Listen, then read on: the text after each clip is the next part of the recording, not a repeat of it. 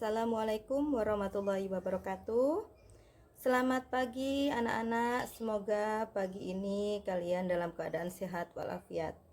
Jangan lupa tetap menggunakan protokol kesehatan agar segera corona ini berlalu. Saya di sini mengajar sebagai guru produk kreatif dan kewirausahaan.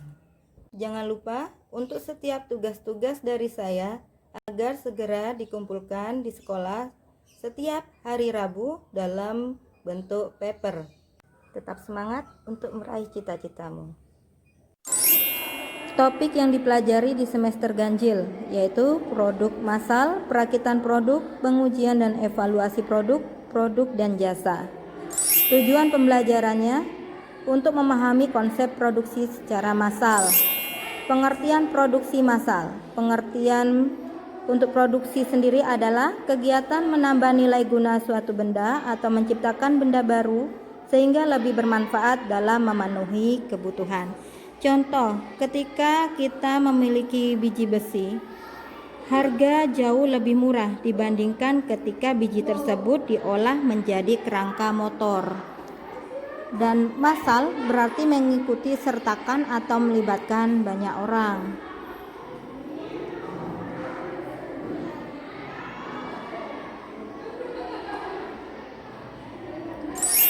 Produksi massal adalah kegiatan memproduksi barang tertentu yang sudah ditentukan standar spesifikasinya dalam jumlah besar melalui serangkaian operasi yang sama dengan produk sebelumnya. Dalam produksi massal ini tentunya akan digunakan alat-alat mesin sehingga presisi atau ketepatan yang dihasilkan sama atau terstandarisasi. Contoh, produksi mobil secara massal. Di sana tampak banyak mesin yang bekerja.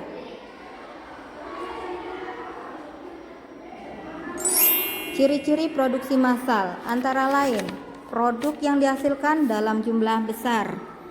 Karena menggunakan alat-alat mesin tertentu, produknya bisa diperoleh dalam waktu yang singkat. Yang kedua, biaya per unit rendah.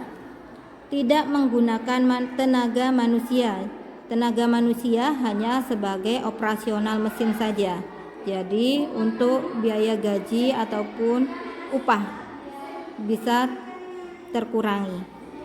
Ketiga, bertujuan menguasai pasar. Ketika perusahaan memproduksi dalam jumlah besar, maka dia bertujuan menguasai pasar, memperluas wilayah jangkauan pasar, baik itu secara lokal, nasional, internasional.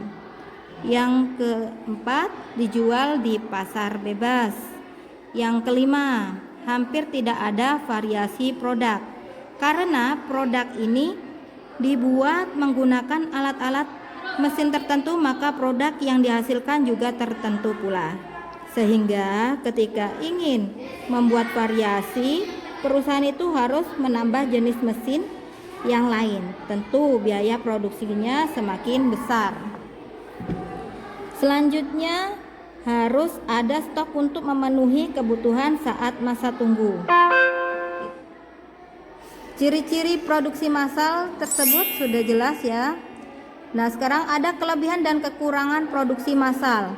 Untuk kelebihan produksi massal, hemat biaya. Satu, hemat biaya karena menggunakan mesin dan tidak menggunakan tenaga manusia. Jadi lebih hemat untuk biaya, mengurangi biaya upah.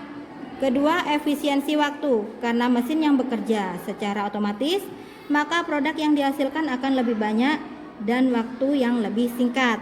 Yang ketiga, tingkat keakuratan lebih tinggi. Mesin yang bekerja jadi secara tepat, sudah jelas ukuran dari produk seberapa besar dan pasti hasilnya sama dalam proses menghasilkan produk. Yang keempat, tingkat produksi cepat.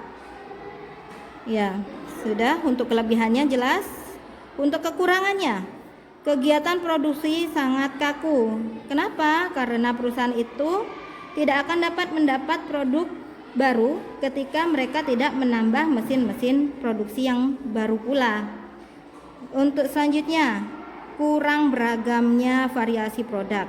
jelas ya, karena memang keterbatasan mesin. Ketiga, biaya mesin mahal.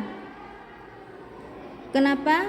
Karena memang untuk produksi massal, mesin yang dipakai mesin yang besar-besar dan banyak variasi dan harganya lumayan mahal-mahal.